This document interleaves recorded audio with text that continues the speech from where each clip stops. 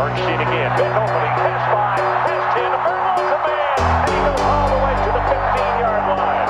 17 yards of the carry. Welcome back to Believe in Badgers on the Believe Network, presented by betonline.ag and Oak Bridge Wealth Management. I'm Matt Perkins, joined, as always, by Badger legend, the Hebrew Hammer himself, Matt Bernstein. Bernie, how are we doing today?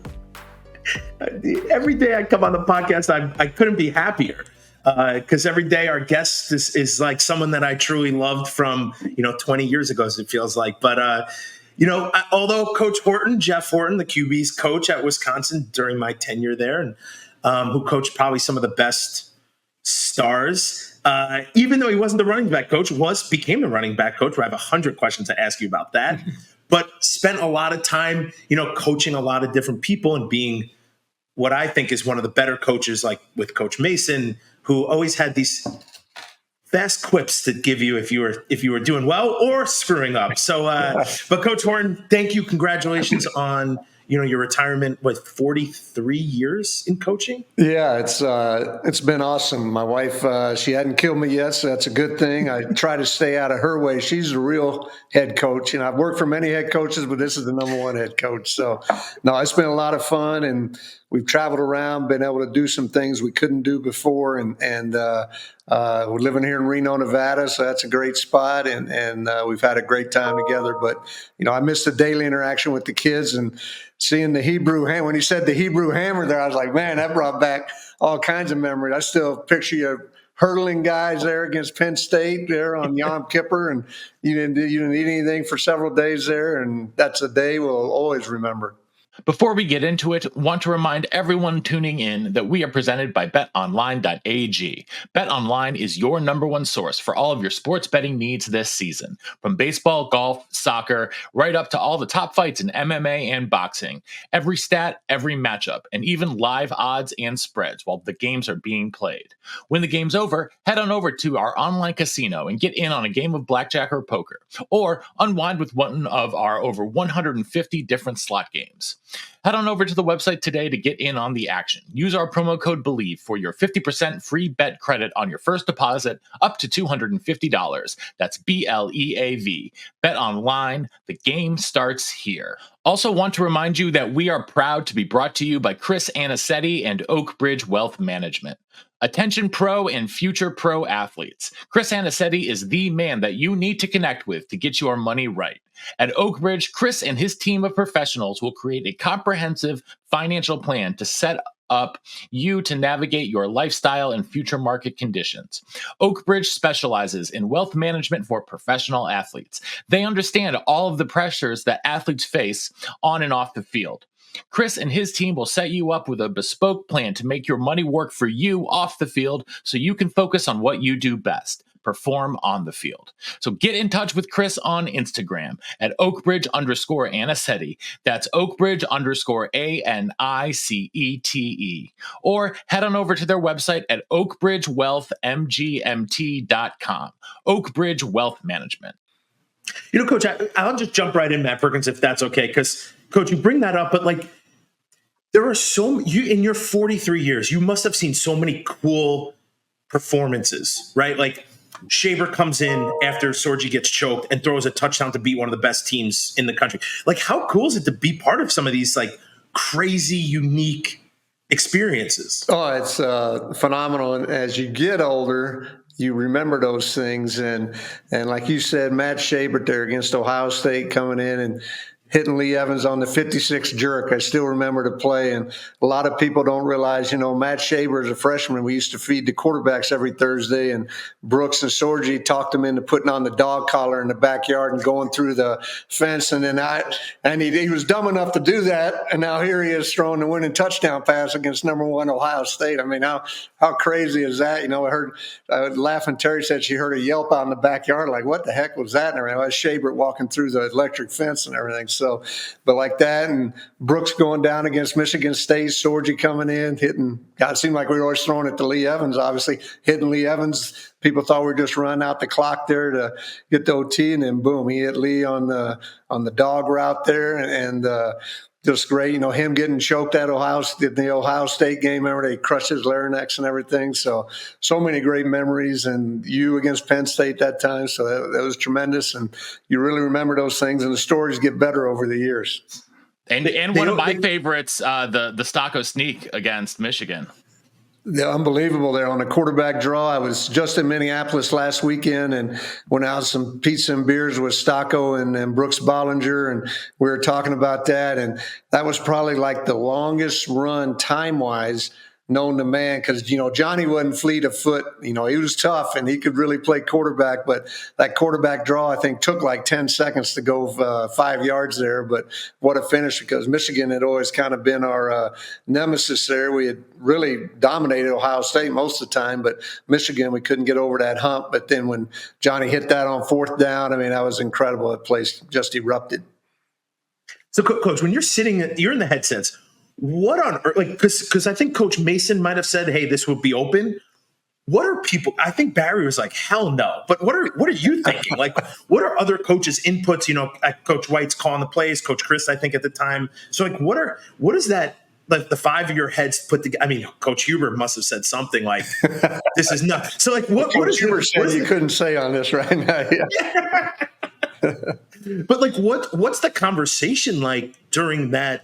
That's the most pivotal part of the entire. We won the game on that. Yeah, that was fourth down because we had thrown it the first three downs, and obviously it was a crucial time. And Coach Mason, he came up, and for the receiver coach to come up saying, "Why don't we run the quarterback draw?" You're like, what the hell was that? And we felt good about it because they were putting pressure, really trying to get upfield on us, and kind of playing in that goal line zone across there, the 8 across. So there was some room in there if Johnny could find a way, and the line took care of it. Took the defenders out of the way, and he found that little crease. You remember the biggest collision, because we were laughing about it. He ran into the referee there at the goal line. It was a referee he ran into, and luckily he knocked the hell out of him, got him out of the way. Matt Perkins, I forget about that because that is another one of those amazing game day experiences that, will always, forever, everyone will remember that. Yeah, and it was great. Like you mentioned, the coaches, we talk about things during the week, and obviously the coordinators got the final say so. But with Brian there, and Coach Alvarez didn't chime in too much, but he'd listen and I don't like that, or I do, and then with Paul Christ and them, but. Those guys as coordinators were confident enough that if you really felt you saw something that would work, then they'd listen to you. Didn't mean they had to call it, but they always made it where you felt important and that you were contributing to the success of the team. I was going to say it really felt. I know we're off on a bunch of different tangents, but it really felt like the offensive coaches, because that's who I dealt with more than anybody, were really on like the same page. Like you guys were good friends. You guys talked all the time. I mean, is that coming from a player? Is that true? Because that's what my thought of you guys was. These guys all have input. They all have say. They all can coach anyone except for the O-line. No one was touching Huber's guys. But, I remember you would coach me when I would come off. Coach Mason would say stuff to me. Coach Huber obviously would say stuff. But is that the experience? You guys were all pretty much dialed in together? Yeah, no doubt. We, you spend so much time together there. I mean, you're there, 6:30 in the morning till 9 or 10 at night. And each coach kind of had to respond. Like, mine was big in the red zone. That was kind of my expertise. And, Coach May's third down, and play action pass, Coach White run game, obviously Coach Hubes, handling the run game and everything, and all collaborated, to put it all together. And the relationship part is the key, because you're spending so much time together, you got to be able to get along. Not that we always agree with each other. We'd have some, I remember me and B. White going at it sometimes, he's like, what the heck is a quarterback looking at, and I go, well, what do you want them to look at? They're doing this and this, it's after the fact or this and that. But, we always left there on this, on the same page, and guys weren't afraid to speak their mind, but then we came together, which I think is healthy. You don't want a lot of yes men, whatever they say, hey, that's what we're going to do. That's why you brought me here, not trying to change the offense, but this is what I see. If you use it, great. If you don't, it's got to be like water off a duck's back. You can't take things personal when you're coaching and everything. And, we used to tell the players that too. When the coach gets on your ass, don't take it personal. Just, decipher through the other words and, okay, here's what he's saying, and put that to good use. We used to always say, if Coach Huber's yelling at you, that's good. That's a good thing. That means he cares. That's a good thing. Even though there's a lot of colorful music language that definitely was meant to hurt your feelings, it was a good thing. Well, Coach, let's go back. Let's get into how you got into coach, or how you got into football as a little Coach Horton. Or a little Jeff Horton. Yeah. How does one get into football, and then how do you progress into being the quarterback coach at the Badgers? Yep. I grew up in Arlington, Texas, which was right between Dallas-Fort Worth, and us guys from Texas, we always think we invented football, right? Just like, Pennsylvania, they think they're really good. And, Jersey, New York, you've had guys. But coaches were always a huge influence in my life. My dad died when I was in the second grade. So it was kind of coaches I always felt that kept me on the right side of the fence, because I was teeter-tottering on it. I could have gone either way, but back then, the punishment was, they used to have those paddles they'd make in shop, and they could spank you with those wooden paddles like nobody's business, and there was nobody getting in trouble, nobody get arrested, they weren't going to lock them up. And coming from, lived on what we call the east side of Arlington, and everybody's dad worked at General Motors, where they built the cars, or a place called LTV, where they built fighter planes. Well, I didn't know the difference between a Phillips head screwdriver or a regular screwdriver, so I wasn't going to be putting any cars or airplanes together. So, I always thought, hey, coaching would be a neat thing to go into, because of the great influence that my coaches had on me through junior high, or elementary, junior high, right into high school, and then into college. So I always wanted to do that. And then when I got my first coaching job in high school, I thought I'd be in high school forever. I never even thought about coaching in college. And 4 years after high school, I was like, my mom actually said, hey, why don't you coach Holtz? Had gone from Arkansas, and that's where I had walked on at Arkansas there, and he had left Arkansas to go to Minnesota. And that's when I got on with him as a grad assistant, and then went back to the University of Nevada as a full-time assistant after 1 year there. And then, ended up 4 years in high school, 35 in college, and 4 in the NFL. So, it was a great run. I wouldn't change it for anything. Every place we've lived, 11 moves, but they were all great. We met great people. We got lifelong friends like as yourself, and all over the country, and great neighborhoods, and, just a special relationship with kids is, my wife couldn't have kids, but I always say, I've had like 1,000 over the years, and to see just this past week, to see Brooks and John, and rekindle those relationships, that's what makes it special. So, Matt Perkins, I was going to say, well, I was going to say, you've coached a bunch of different positions on the offensive side of the ball. Obviously, quarterbacks are special because they're the centerpiece for any offense. What did you like most and least about coaching quarterbacks, and what other positions did you enjoy or least enjoy coaching? I love coaching quarterbacks. I mean, as you mentioned, that's kind of the heartbeat of the team. They got to be the leader of the team.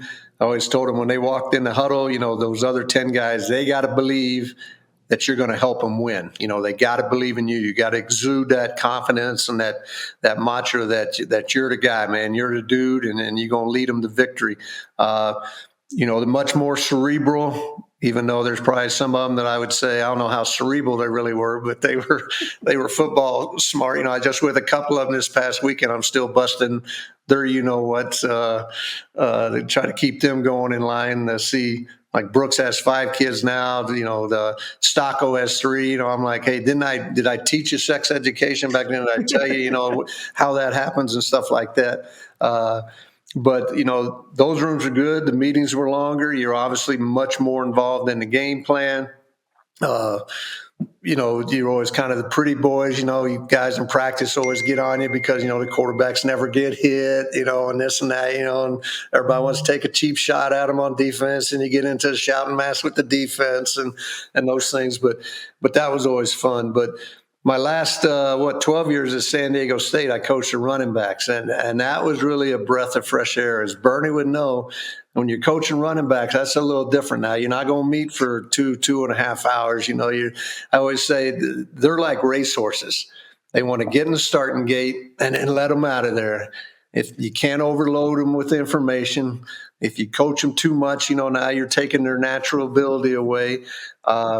Their personalities are off the charts. It's a totally different thing. And I remember B. White used to always tell me, hey, just sit in the front of the room, don't ask any questions, and don't turn around, because half of them will be asleep in the back, behind you and everything. So, or sneaking out the back, and I think when I was there, I was just there for Ron Dayne's last year. I don't know if he ever really went to the running back meeting. B. White would meet with him like during the day, and I think Ronnie just show up at practice or whatever. So, but hey, it worked, right? It worked. But I never had so much fun as I had with the running backs. I mean, they kept me young, they kept me laughing.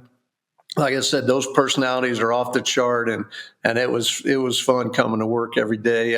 One year with the St. Louis Rams, I was an assistant O-line coach. That was interesting, in there with the big fellas. You had Orlando Pace, one of the best all-time tackles. I'm thinking to myself, okay, now what am I telling Orlando Pace? By that time, he was like a 12-time, all-pro player and everything. How am I helping him? But just try to look for little things, maybe tendencies that the defensive line guy who's going to be across from doing, try to help them that way and stuff. And early in my career, I coached receivers and tight ends. Really like that. All but 1 year we're on offense. The 1 year I had was like assistant DBs and special teams. Not a big fan of coaching those special teams all the time. That's like a nightmare waiting to happen. Those special team coaches are a rare breed. But quarterbacks, obviously love that. You're really much more involved in the game thing. Most fun, most enjoyable was being around the running backs and stuff. I mean, they're a different breed of cat, but it's a fun cat. Well, you had two special ones there at San Diego State, and Rashad Penny and Donnell Pumphrey, who broke Ron Dayne's all-time rushing record. Now, once you put Ron Dayne's, bowl stats back in, depending on the NCAA record book, Dayne goes back over. Either way, they were awesome running backs. You got to see, you mentioned Ron Dayne, but you also had Michael Bennett and Anthony Davis and Brian Calhoun. You saw those guys up close at Wisconsin. What did you take from coaching those All-Americans at Wisconsin that led to the success of the guys that you had at San Diego State? The big thing I found out when I came to Wisconsin, I was a big throw it all the time guy. I mean, we led the nation in throwing several times, did this and that, had all kinds of stats, and all it did was get my butt fired at UNLV as the head coach. We looked good throwing the ball, but that was it. And when I went to Wisconsin with Coach Alvarez and his style of play, you controlled the ball on offense, you were physical and tough, played really great defense, and played great in the special teams. And we could beat the Ohio States, the Michigans, and the Penn States. They had so-called the top recruit better players, but they weren't as tough. They weren't not as physical. They looked pretty. No offense, Bernie. They might look a little prettier than Bernie, but I put my money on Bernie every time against those guys because I knew Bernie was tougher and he wasn't going to quit and he wasn't going to be a prima donna or those kind of things. So it was, I learned that style and, big, Coach Alvarez, hey, let's get it into the fourth quarter, keep it tight. And then you got to find a way to win the game. And obviously we were very successful with that because of the type of players we had. Detman and those guys with their strength program, the way they had prepared them. And, so from then on, I took the philosophy that then when I got the offensive coordinator job at San Diego State, that was the first thing I did is, hey, we're going to hammer away. And we were a different breed of cat out there, especially out west. Everybody's throwing the heck out of it. But we were winning those championships and winning a lot of games because same thing. We controlled the ball. We kept the defense off the field. Both head coaches I worked for at San Diego State were also the defensive coordinators, defensive guys. Last thing they want to do is see 3 passes on the ground and defense is back out there in 20 seconds. I got all of a 20-second rest. So I'm not real smart, obviously. I was in coaching, but I knew that head coach as a defensive guy, he likes sitting on the sidelines and watching the offense keep the ball, go up and down the field. And I think the mentality and the mindset that I learned at Wisconsin to San Diego, that was the difference, big, not the only difference, but a big difference for us because that style. And then we had those kind of running backs. I'd be a fool not to give it just like at Wisconsin with all the guys we had. Why would you try to do something else when you had a chance? And fans got frustrated just like they did at Wisconsin, just like they do out there. It's almost like, I thought the bottom line was you want to win, when all of a sudden, I always said our AD there at the end at San Diego State, he'd rather lose 46-45 than win 17-14 because that was too boring, and stuff. But I wouldn't trade the physicality and the toughness that those teams at Wisconsin and San Diego State exhibited that was the reason for our success. And that's what I really took away from Coach Alvarez in Wisconsin, was to just hammer on people and lead that fullback through there. That's a forgotten breed nowadays for the most part. But football's funny. Things come back around. And if you looked at teams that win down the stretch, they're usually running the ball and stuff. How did you get linked up with Coach Alvarez in the first place? When I was a coach at UNLV, head coach, they always played right after their spring game. They play a thing in Vegas called the Badger Desert Classic, where all the football coaches and the Badger boosters would come to Vegas. Still do it. Since I was at UNLV, they'd invite me over. The guy that put it on was a guy named Tom Wiesner, who was a former Badger. They nicknames the Big Dog. He kind of brought us together, so I got to know Coach through that. And then I'd play in this Pebble Beach golf tournament for coaches, and Coach always played at that. And then Brian White was with me at UNLV, and then Coach Alvarez hired him at Wisconsin as the running back coach. And then when Brad Childress left to go to the Eagles, I think it was, then Brian got the coordinator job, and that's when I had just gotten fired at UNLV, and then I got hired as the quarterback coach at Wisconsin because I'd known Barry a little bit, obviously with Coach White, Brian White there, Jim Huber and John Palermo when I was a GA in Minnesota with Coach Holtz. They were on the staff then with Coach Holtz, so I kind of knew them. Kevin Cosgrove, Mr. Mafia guy, always walking around with the trench coat on he was NIL before there was NIL, with things under his coat and stuff, handing out down there in St. Louis and Chicago where he recruited. But so I had some connections with some guys on the staff, and that helped too.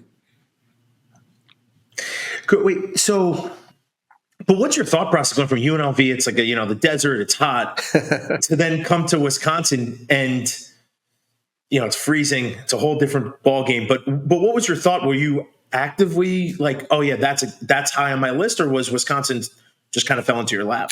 No, I thought it was really high on my list. I mean, just one, the Big Ten. To me, there's nothing like Big Ten football. I know the SEC is big.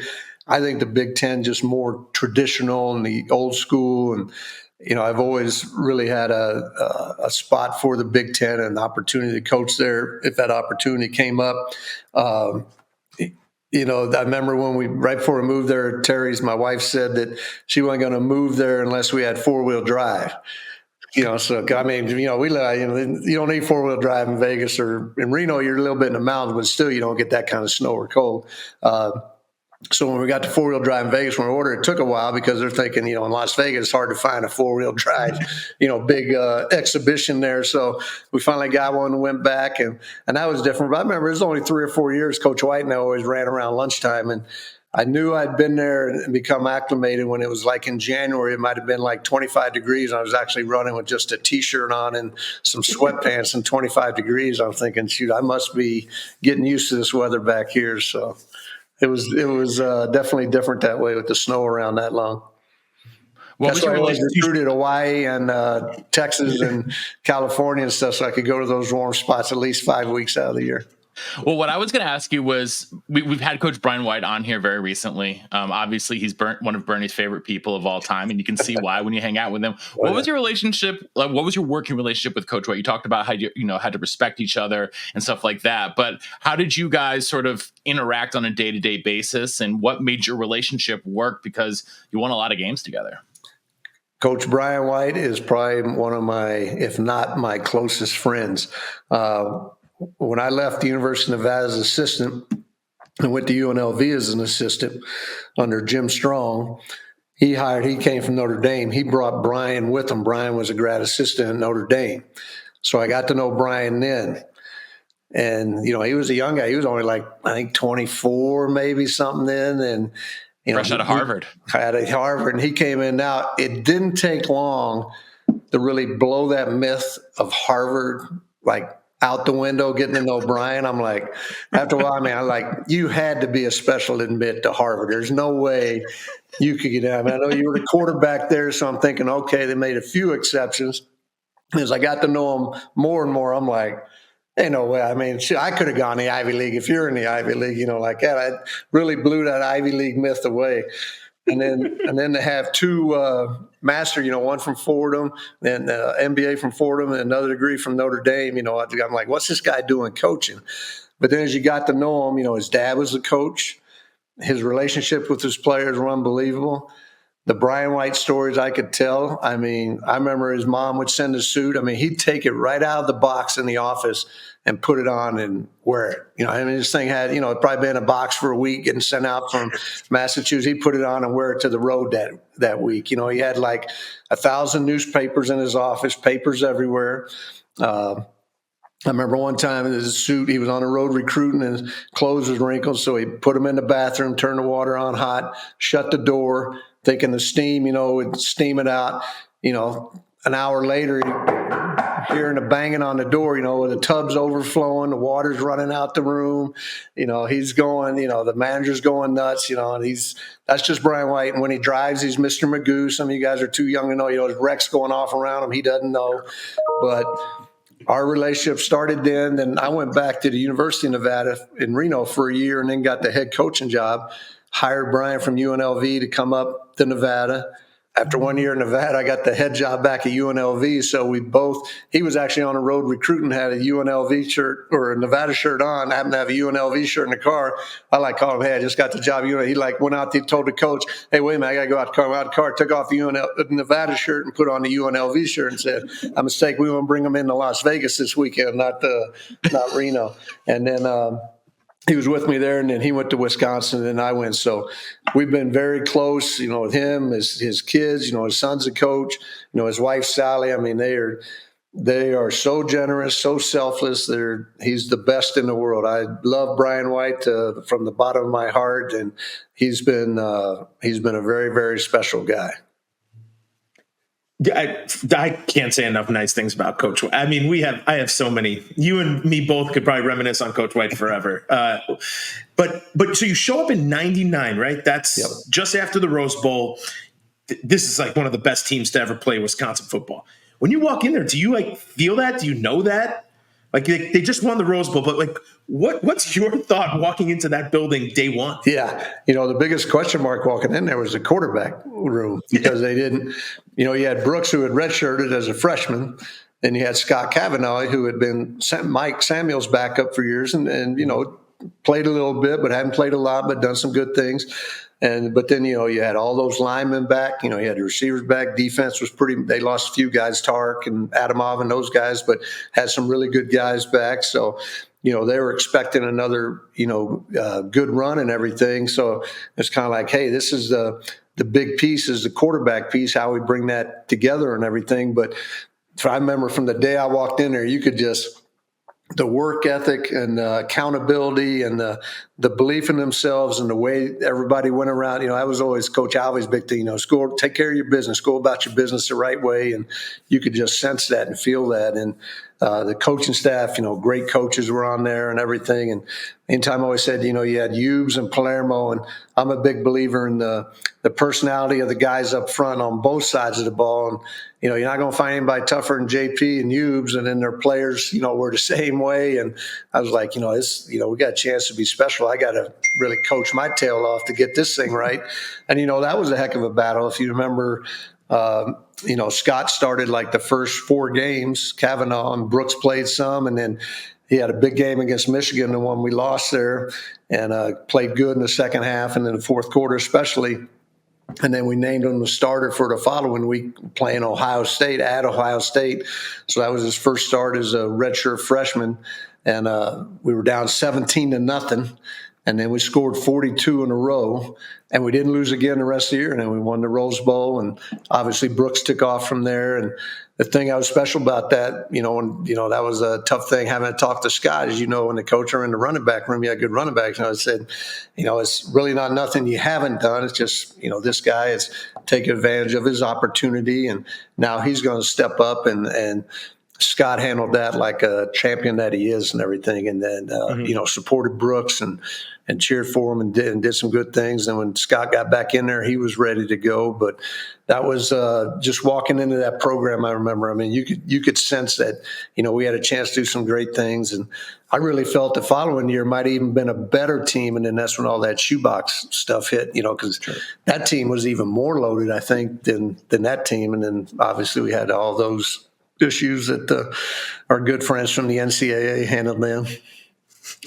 Which would never be a thing anymore with the rise of NIL, which looking at college football today, like, how do you grapple with, I mean, you just called Kevin Cosgrove NIL before NIL, but like, how do you grapple with what you're seeing today from recruits with what you saw, like you said, like 40 plus years ago? Yeah, it's totally different. My last couple of years when all that would start come into play, I mean, usually you go into the home, Bernie probably remembers, you talk about your university, you talk about the tradition of the program, you talk about the opportunities off to graduate, you talk about all the guys who had a chance to go to the NFL, you talk about the championships you won, all these things, go on. Well, now when you do that, right then the last couple of years, the first, you guys got any question, the first question always be, well, how much are you going to get in the NIL? It almost got to be, they didn't care about anything else. And I shouldn't say everybody's not like that, but the majority, how much you going to get in the NIL? And to me, I felt now I got out at the right time. I don't know how those guys do it nowadays. As Matt could verify, I mean, how do you build relationships? How do you build the culture of your team? How do you, develop, both sides of the ball? How you develop your philosophy when that turnover's happening every year? And when I have that conversation or argument with people, they're like, well, you coach in the NFL. They got free, there's free agents in the NFL. I said, you're right. But there's also guys on 2-year contracts, 3-year contracts, 4-year contracts. I said, you got your 12 or 15 free agents. The whole team's not free agents. I mean, you do know who's coming back if you want them back. But now everybody's a free agent. So I don't know how you develop that. I've talked to a few coaches this summer. They're trying to do like the different team buildings they would do over, say, Matt's 5 years that he's at Wisconsin. They're trying to do that in a month and a half because it's all new team. Not everybody's new, but 70% of the team's new. So it's just, you can't do enough of those. And I don't see how it's sustainable. I think within a couple of years, it's going to blow up. I can see like 40 teams. You got the Big Ten, the SEC, and they'll take a few, they'll take the Notre Dames, they'll take a few of those, but 40 total. That's going to be like your AFC and NFC. Everybody else is going to be too bad. It's really revert to the baseball model. You'll have, like, say I was at San Diego State, you're to AAA. So as you work and develop somebody, those 40 teams, somebody's calling them up. Somebody's calling them up to the big leagues. So then you go to the Montanas or those guys, that's the AA. You bring them up to the AAA, and then vice versa. So you'll have guys going up and guys going down. And because those 40 teams are going to control all the TV, all the bowls, going to have their own set of rules. It's already heading that way anyway. And everybody else is going to be not on the sidelines, but it's going to be different than what it used to be. So it'll be interesting to watch here over these next 2 years. Then you got all the Title IX. I still don't know how they're, that's going to come into play too. You got to realize that. That is a whole different craziness that I can't wrap my head around, Coach. But I want to go back to some team building that you mentioned, because we did a lot of it. Either you guys forced it upon us or we did it outside of the walls of Camp Randall. The inside of Camp Randall was the seminary, was doing the stations after, on Friday afternoons, was doing the stadiums in the summer. Yep. What did you guys think? Like, do you talk with like Coach White and the other guys? Be like, hey, when these guys leave the stadium, what the hell are they doing? Or like, we know what they're doing. They're out. They're crazy. Like, what I always thought, like, what do you guys think about or talk about when we left the stadium? Do you wake up every day and be like, oh, thank God no one's in the paper today? No doubt. Especially you leading the parade, I think. Nobody had more fun than you, which is a good thing. But that's a good thing. That's a good thing. I mean, obviously we knew, we were college age at one time too. Have a good time. Hopefully, you kept it under control. Nobody did anything like, back then you just getting the cell phone, or whatever. But that nobody got hurt, and nobody, that get in trouble or something like that. But and I know Coach Alvarez is big on it. He really wanted guys to police themselves. Mm-hmm. When you got the players controlling the players, that's so much better than coaches having to be the hammer all the time, so to speak. If the players can be the hammer with each other, then that's when I think you got a chance to be really successful, because we always say that voice in the locker room is very, very strong. It's probably more strong than what's coming from outside the locker room and stuff. So, that was important. But, while you guys were doing that, we had some coaches, we were we had some bonding too. We had to do down at the Blue Moon down there across from the In Towner. That was always a good spot to go to. And, we'd stop on the way out there in Middleton or something. Coaches had good times too. But, that's the part that, you can't just force that. That's got to come, like you said, from the team, from your Friday run the stands, and then maybe everybody running over to happy hour or something like that.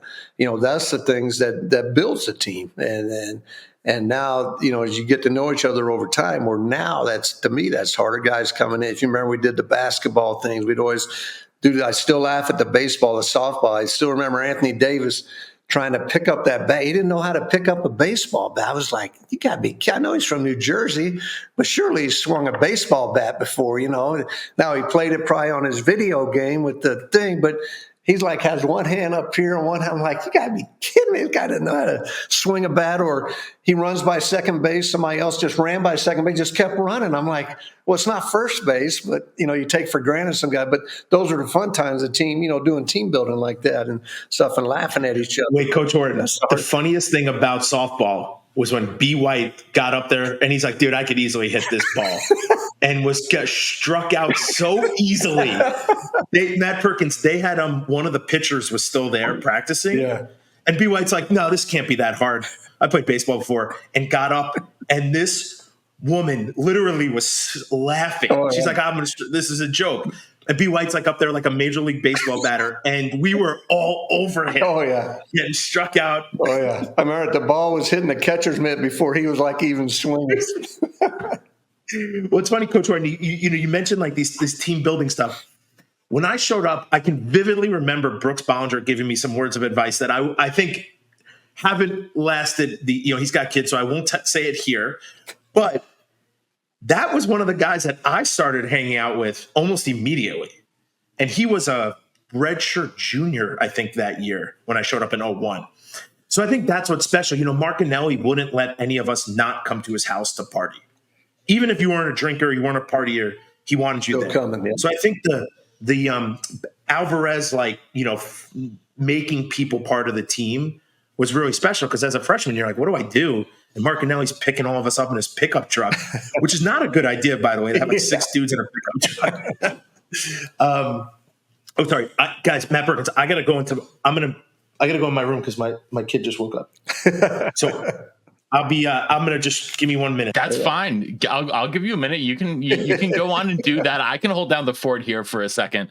I was looking for a Wisconsin shirt. I couldn't even find a Wisconsin shirt to put on today. Oh man, seriously? How do you not have any more? I mean, I guess you were I'm sure you have a bunch of San Diego State ones still. Yeah, kind of. As the years go on, you kind of keep weeding the closet out a little bit. I know there's something in there. I just got to look harder.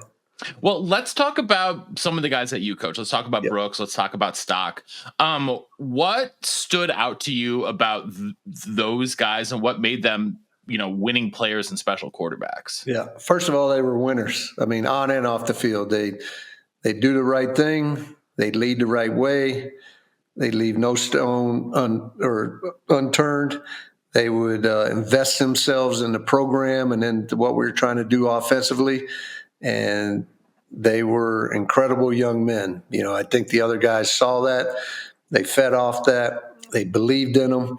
And that's why they did so well. Sorgi was the same way. I always had Sorge. He's behind. It's a good quarterback when you have Brooks and you have Sorge. And we get Sorge. We played him. 1 year, every third series and the sixth series. But he got in there, and then when he got his chances last year, he tore it up, and then he had a heck of a career. I mean, being Peyton's backup, that was probably the best job in football. I always said making $1 million a year, holding the clipboard and listening to guy call play, and then last game of the year when he didn't want Peyton to get hurt because they already clinched playoffs, Sorgi would play. He'd play his ass off and sign up again for another year. So Jimmy had a good thing, and Jimmy was a good guy. Jimmy was always more of a playboy, I think, of the guys, And Stocko, I don't know if he knew what girls was back then. Sorge, he didn't know what a beer was either, Coach. Brooks and Natalie were together forever. They're still together. So, they used to have some good fights, I think, with each other, but that was always fun. They had some great fights, and they were. It's funny because you mentioned Stocco. Stocco showed up. I don't think he ever had a beer in his life, and do you know who Matt Perkins, his host wasn't me because nobody came when I was their host. It was Owen Daniels. OD. But guess who his roommate was? Me. So we hosted Stocco, OD and I it had to be after a game or when it was freezing cold. And OD and I had a blast drinking beers. Like we went to the bars. Stocco could do anything he wanted, but he never said a word. And then my favorite part of Stocco, OD and I looked at him like, this guy will never be he's never going to come here. There's no chance. He's a Minnesota guy. No way. And then he signs up and we're like, wow, this is great news. Look at that. And that was my streak was only one, and it wasn't really partial because it was Owen's guy. That was a great one. We were talking about it because we played Minnesota that last game of the year when they won in overtime on the field goal. Coach Alvarez, that was the last game of the year, so recruiting started the next day. Coach Alvarez and I spent the night because we were going to see Stocco the next day. We had offered him. So I'm thinking, okay, like Bernie just said, we just lost to Minnesota. He's from Minneapolis. Here we are going over there now after getting beat. There's no way he's coming to Minnesota. Had offered him. So we showed up at his house on Sunday. I'm thinking, this is going to be pretty quick. We're going to be out of here. We weren't even 5 minutes in. He said, Coach, I've made my decision. I'm like, start leaning over, getting my briefcase. He goes, I'm coming to Wisconsin. Coach Alvey and I fell off the couch and everything. And he never wavered. He was good, and thank God he did because he was a heck of a person, young man, and was an awesome quarterback too. So, because he's much different than I'd say Sorgi and Brooks. And you mentioned the room's small. You're like a father figure to literally there's like 4 or 5 guys in that room. That's what's I think so unique. Unless there's kickers, there's only a couple. But leaving those dudes out. You really are like a team of 5, right? There wasn't many more guys than 5 or 6. Shaber was there. Yep. Devin Hollins was in and out, or in and then he was out. Scott Wiley was there when I showed up, I think. Scott Willie. So these are small rooms. Yep. What did you think that was so what was so unique about Brooks and that was different from Sorgi and Stocco? They're all great leaders. And I played more with Stocco. So what separated him from Brooks and Sorgi? I mean, Sorgi to me was just a pocket guy who could throw. He looked like he was 100 pounds soaking wet, but could throw a dart. Yeah. So, how do you coach all these different type of skill sets? It's they all were unique in their own. Like you talked about, Brooks had more of a big threat with his legs, because he could really run. We ran a little option, probably ran a lot more quarterback draws, especially when he was younger as a redshirt freshman, sophomore. He felt comfortable running quarterback draws and did a great job with them, some option. Jimmy was much more of a pocket guy. He had probably the best arm of all of them. He could cut it loose and really get the ball downfield, and he just had some really good moxie about him. I always liked him. I think the kids really responded to him well. Johnny was kind of a quiet leader, but I think he exuded toughness and confidence and everything. Wasn't a big rah-rah, get in your face, that kind of guy, but just when he did speak, guys listened and he'd get with it. And, all 3 of them were just so successful in their own way. And as you mentioned, they weren't robots, obviously all very different. But you try to really just build around what their strengths are and then try to, improve their weaknesses or, limit those kind of things in the game plan and then build around what they could do well. And that's what we try to do with those 3 guys. And they were great. Love coaching them. As you mentioned with the smaller room, we had those guys over to eat every Thursday. I remember when we moved OD because I recruited Owen, to be a quarterback, and he quarterbacked the first couple of years. And then, I remember when we talked to him before the one bowl, hey, we're going to move you to tight end. And he was all upset. You brought me here as a quarterback. You recruited me myself, yourself. And, I want to be a quarterback. I just think you're going to be better. And so when I talked to him, I was like, so let's see, 4 Pro Bowls as a tight end and, Super Bowl champion. And, coach, that was you only caught 3 touchdowns in a playoff game from Peyton Manning one time. I know. Well, brutal. Yeah. So, but it was funny because Owen was much more athletic as a tight end than he was as a quarterback. He was a little stiff dropping back and moving as a quarterback. But as a tight end, I mean, he was obviously played that long in the NFL and all pro. I mean, he was a natural with his movements, his route running, and obviously catch the ball very well.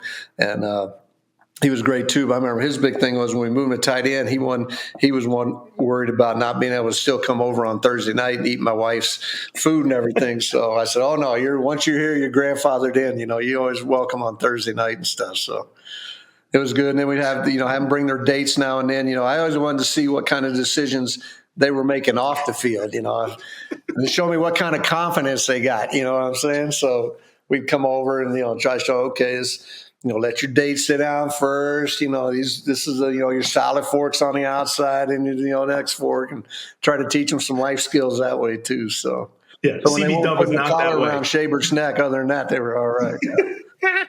Yeah, Coach Brian White did not ask us to bring our dates over, just our appetites, because he made like 500 He's the burgers. best cook out there. He's the best. He really is. Yeah. Coach, so I texted Brooks and he said, ask Coach Horton what his advice was before my first start. It was the first game. It's just funny because we just talked about there. We were laughing. So Scott Kavanaugh started playing Murray State. First game, boom, however many yards, 70 yards, 80 yards, touchdown. Scott has a second series, boom, 70, 80 yards, touchdown. We went into the game. They knew, okay, Brooks, you're going to play the third series and the sixth series there in the first half. So we scored those two touchdowns. So they kick off, touchback or whatever. Brooks comes up to, all excited, everything ready to go. So I said, all right, we scored 2 in a row here, so don't F it up.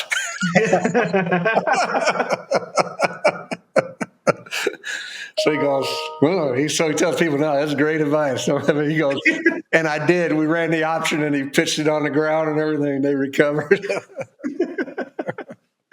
Oh, man, that's great. Yeah. But he turned out to be one of the best quarterbacks and one of the most special leaders. He's awesome. Awesome. Great. His dad was a coach. He grew up around it. I always said having quarterbacks whose coaches were dads were always special. They've seen their dad that was a coach. They've seen their dad sit at home after a game, smoke a cigar, drink a beer, whatever. And then they've seen their dad sit at home after a game, just staring into space, just drinking whiskey like that, wondering what in the heck happened, So they know the importance of winning and preparing and stuff, and they want to do that. But to have their relationship with those guys now, and just like you said last week, to be around them, I mean, it just brings back so many memories and everything. And it's what makes coaching so unique and special. And, I think Brian Wright's the one that always says you can't recreate a locker room that's spontaneous. That's from everybody being in there. You can't, just say a bunch of guys, let's go out here and recreate after we won a game. It doesn't happen. It just happens when you're there at that moment. And those are the things, like I was saying, I miss now is the daily interaction with the kids and game day, because there's nothing like that adrenaline rush and the feeling, after a game. And the big thing you guys said with Coach Alvarez, I think the big thing with the program I failed to mention, Coach was so special in the fact that even if you beat the worst team in the country by 1 point or whatever, in that locker room afterwards, he made the players and the coaches feel great. Now, on Sunday when we come back in there, okay, he'd be on our butt and we got to do this better, and then be on you guys on Monday when he came from practice. But I always thought one of his greatest traits was whenever you won a game, that you felt great about it, because as he always said, it's hard to win. And you got to enjoy winning when you do, because there's so many coaches out there, even when they win, they don't enjoy it. They're miserable. I think the team and the staff feels that, where Coach Alvey, you knew at least on Saturday night you were going to have a good time with him or wherever you went and stuff. So I thought he was really special that way, and was a reason, obviously, Wisconsin was so successful all those years. Did you guys go somewhere after games and hang out when you guys won? Yeah, we always, we were on top of that parking garage there for hours. That's what I always miss more than anything was the 11 o'clock games, because, you were done by 2:30. You were in a parking lot 2:33. You could have a bunch go home, 6:30, and, it's still daylight and you still got a lot of time. And like I always said, turn on the TV and watch some other poor coach's guts get wrenched out trying to figure out where that bliss was coming from, The only good thing about the 11 o'clock the only good thing about the 11 o'clock game is you could party longer if you want. That's right. Like that was it, but nothing I know good. you did, I mean, Coach, that was good. Yeah. yeah, Stocco was partying, not me. Because those games we would mandatory wake up at 6 or breakfast was at 6:15. Oh, yeah. Like, You remember that? It was terrible. Oh yeah. Wait, Coach. So I got to ask you a couple quick questions. Yep. When Devin Hollins took the Penn State ball, that was it for him, right? Like that was the straw that broke. Yeah, that was the straw that broke the camel's back, for say. He stole a Penn State ball because they had the emblem on it that they'd be burned on. And I remember that was like that was it for him. What's the? You don't have to like go into so details, but what's like the conversation you have with him after? You're like, dude, why would you even think about doing that? Do you even have a brain? I mean, what possibly good could come out of that you would think would benefit us or not reflect on you and everything? So, well, how the hell did they figure it out? There's like 50 balls flying around. Yeah. They must count them all. Yeah. That's good for the managers. Yeah. I think that's crazy. Yeah. All right, so Coach, we touched on this with Coach White, and it's one of my favorite stories. After the Allen Bowl, I could paint you a long picture of how great that day was. We won. We went partying after. My dad had like 50 beers waiting for us at the hotel. None of us were legal. All our brothers were there. They're all younger. We get into a huge brouhaha. We were sitting right there down there by the river at that time. Remember it? Nate Howard, when Nate his shirt ripped off. Nate Howard was getting beat up. My brother, who's he was 16 at the time, 17, runs in, starts punching dudes. Coach Horton, tell us your side of like what you saw. Well, first of all, obviously it was a heck of a win, huh? I mean, if you remember that last drive, you had a 4th and 19 and a 4th and 22 that we converted to get the field goal to tie the game. Mm-hmm. I mean, did DC? How many times you go? Yeah, how many times you convert? Not just one, but 2 of those in the last drive and then winning it. So I remember I thought that was one of the best bowls ever. I mean, just the setting down there and Colorado's ranked high and it's being there along the Riverwalk. So I remember a bunch of us, because there was like a cigar place bar right over there by where you're saying. We were kind of all sitting there having a drink. Next thing I know, I hear glass breaking, tables getting overturned, guys fighting. I'm like, and I'm with, my wife, there's a lot of coaches with their wives and stuff like that. I'm like, you got, S of me, that, is going on. So then we just tried to jump up and jump in. My years have made me a lot wiser. I don't jump right in the middle of it.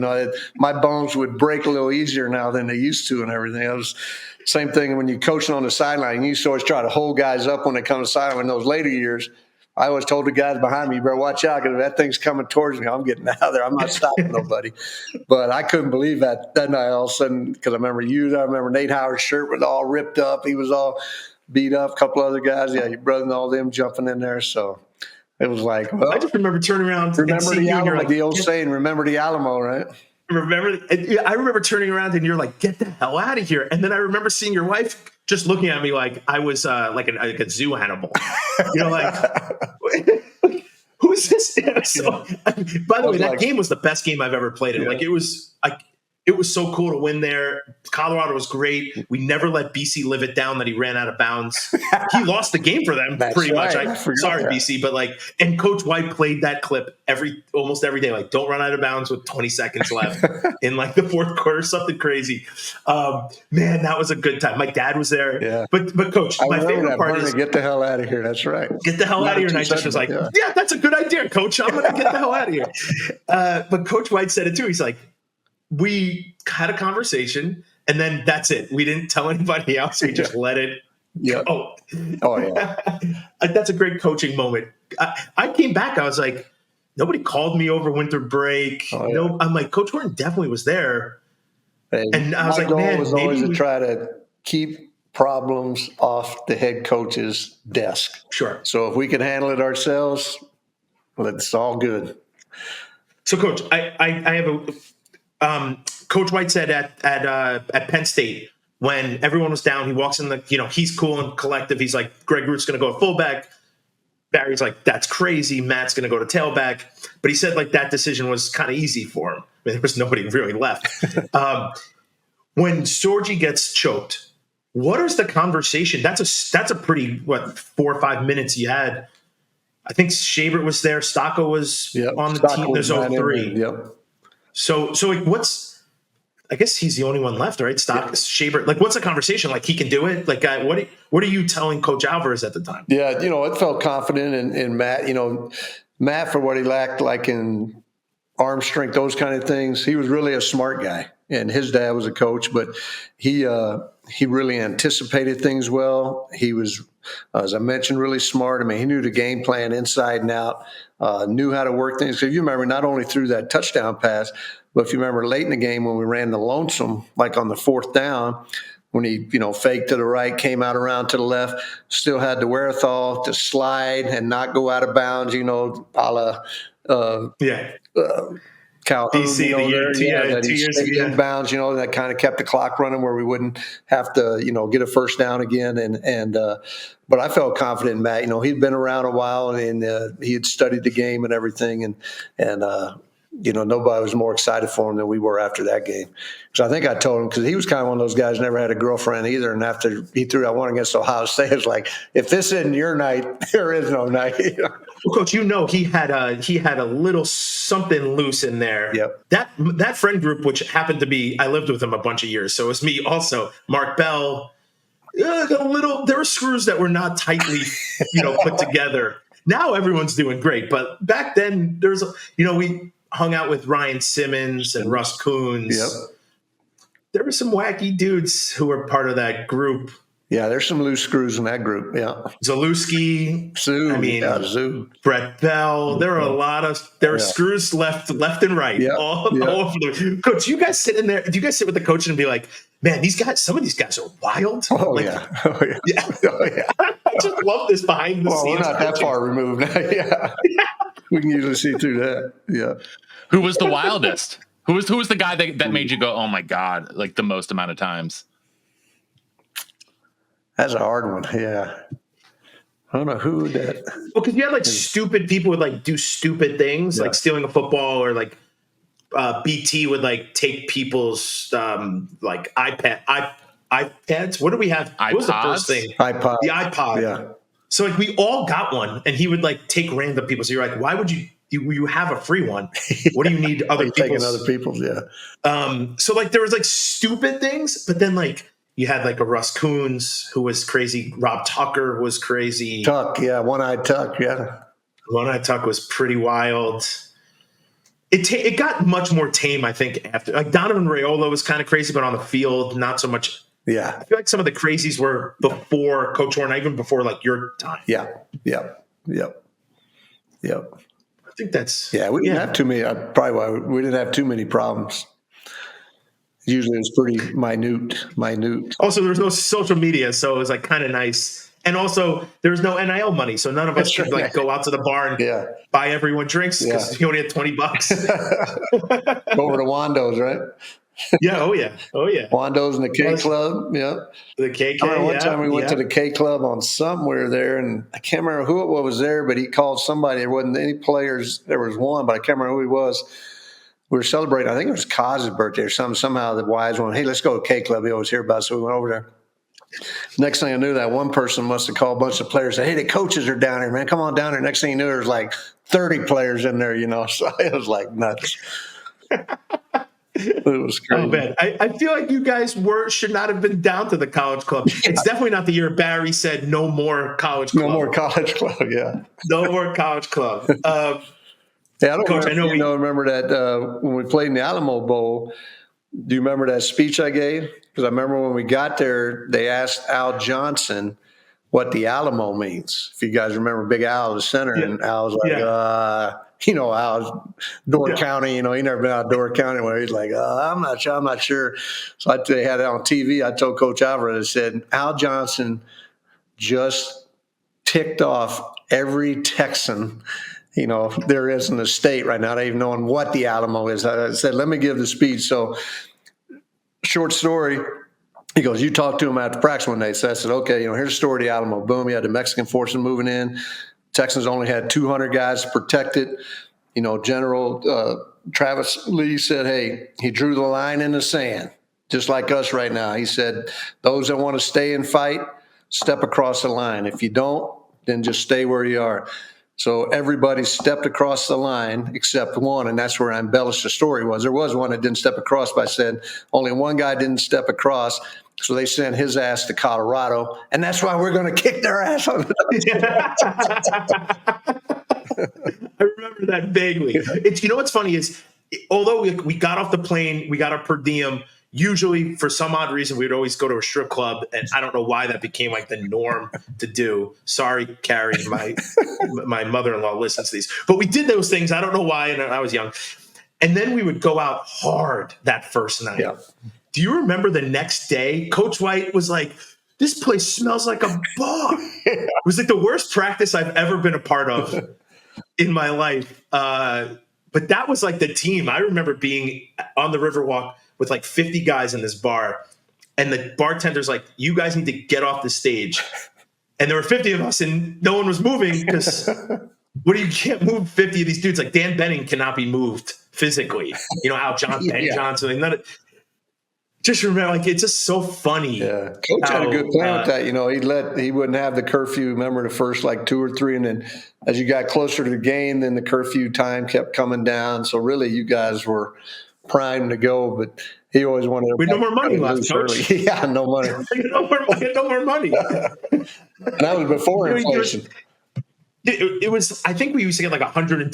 I mean, you're talking about we're there for like 6 days. Oh yeah. And not every meal was taken care of. So you really had to figure it out or just spend it all. Most of us have spent it all pretty much, and then went to like the game room for snacks. Yeah.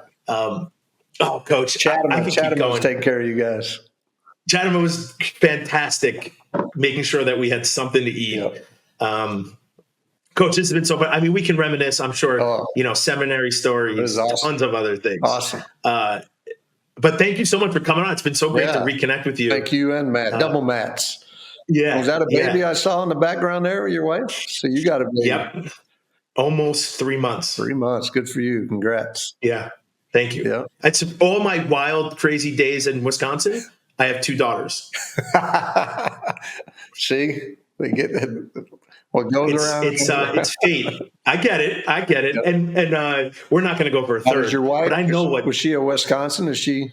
She's a Badger, yeah. She is. So even though she knew about you, she ended up marrying you, huh? She's like, I knew your name. Like, we have this funny conversation. I'm always like, do you want to watch the Penn State game? Because I don't think you were there. She's like, I was definitely there. Yeah. I'm like, you might have been blacked out. You don't remember the day. So we have these funny conversations about. She's like, I was at every game. That's legend lore. That Penn State game. That's the best ever. 20th anniversary. That's this fall. Oh. I would love to. Yes, please, guys. I'll be a captain for you. I won't drink before the game. I promise. Like, I'll be so safe and sane. It'll be amazing. But yeah, what a cool. We talk about like this camaraderie with everyone. The second I got in, no one was like, "Oh man, we're done." Everyone was like, Clint Scout came over and he's like, "Just follow me. Don't go anywhere else but where I go." So it's like so cool that like all these dudes stepped up when somebody needed, that time. Yeah. I just think that's what's special about football, but also for our team. No doubt. And you said it perfectly. People are there for 4 or 5 years. Yeah. It's hard to get that, with guys coming in and out. And I'm not used to that. We had Alex Lewis come as a transfer is the only one. Yeah, Brian Calhoun. Yep. Oh, and Calhoun, right. So we had 2 transfers in 5 years that I was there. Yeah. And they were both pretty special players. Extremely. Yeah. But Coach, please tell your wife I say hi. It's so cool. And dude, thank you so much, man. This is really great. Thanks for having me on. You made my month. I got a 1:20 tea time, so this is perfect. Well, this is perfect because we got to wrap it up here. I got to get to another meeting. Bernie's got daughters to attend to. So, Coach, we can't thank you enough for joining us here today. And we can't thank everyone who's tuning in around the world enough for tuning in to Believe in Badgers on the Believe Network, presented by betonline.ag and Oak Bridge Wealth Management. Until next time, on Wisconsin. On Wisconsin.